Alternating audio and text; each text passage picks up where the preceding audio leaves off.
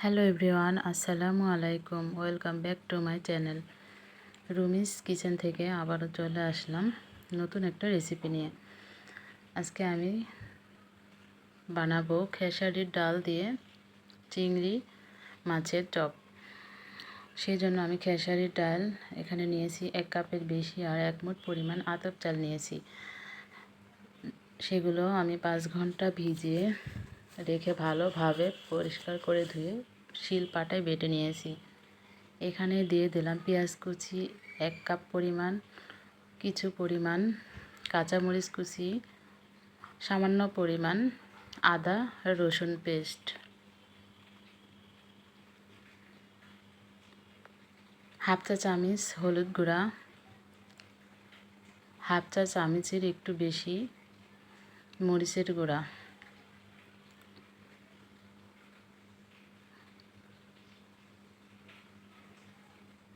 স্বাদ মতো লবণ দিয়ে আমি ভালোভাবে মেখে নেব। আপনারা চাইলে খেসারির ডাল না হয় মসুর ডাল দিয়ে করতে পারেন, যার যার পছন্দ মতো। তো আমি এগুলো ভালোভাবে মিশিয়ে নেব। দিয়ে দিলাম সামান্য পরিমাণ বেসন। আমার ঘরে বেসন ছিল তাই দিয়ে দিলাম। আপনাদের যদি না থাকে তাহলে এটা স্কিপ করবেন, কোনো সমস্যা নাই।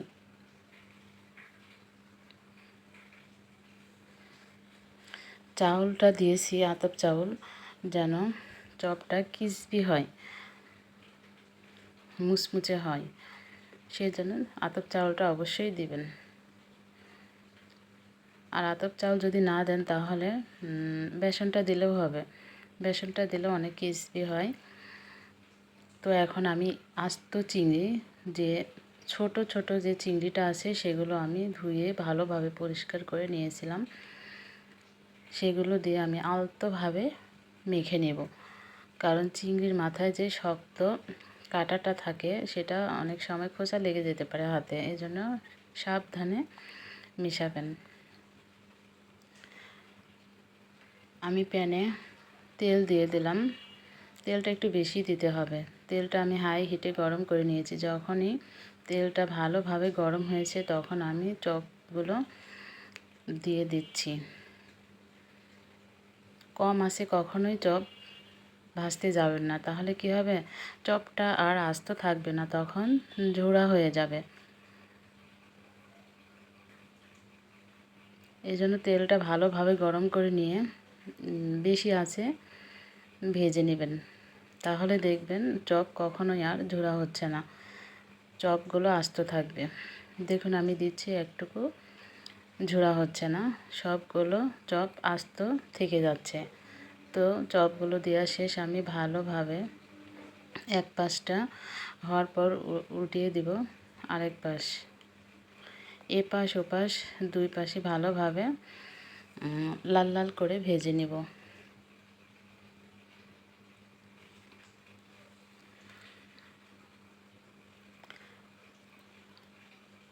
তো আমার রেসিপিটা যদি ভালো লেগে থাকে লাইক কমেন্ট শেয়ার করবেন। যারা অলরেডি আমার চ্যানেলটা সাবস্ক্রাইব করে দিয়েছেন তাদেরকে অসংখ্য ধন্যবাদ। আর যারা এখনও আমার চ্যানেলটা সাবস্ক্রাইব করেননি তারা চ্যানেলটা সাবস্ক্রাইব করে আমার নতুন বন্ধু হয়ে আমার চ্যানেলটা ভিজিট করে আসবেন। তো দেখুন সবগুলো ভেজে নিয়েছি একদম লাল লাল করে। তো এভাবে আমি আবারও সবগুলো ভেজে নিব।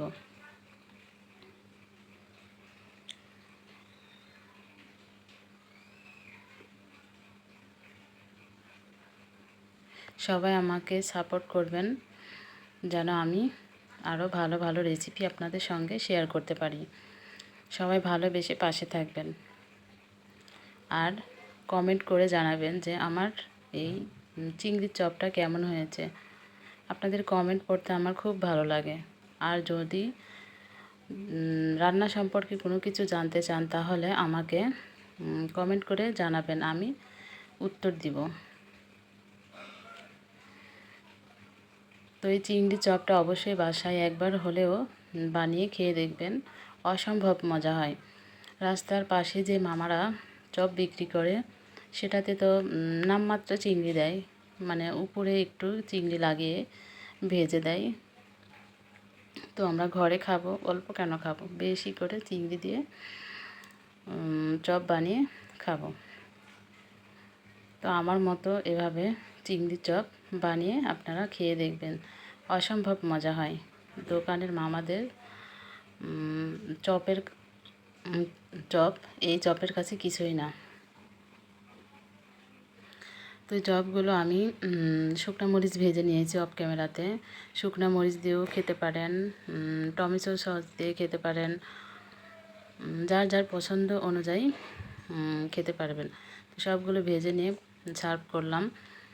তো আমার রেসিপিটা যদি ভালো লাগে লাইক করবেন।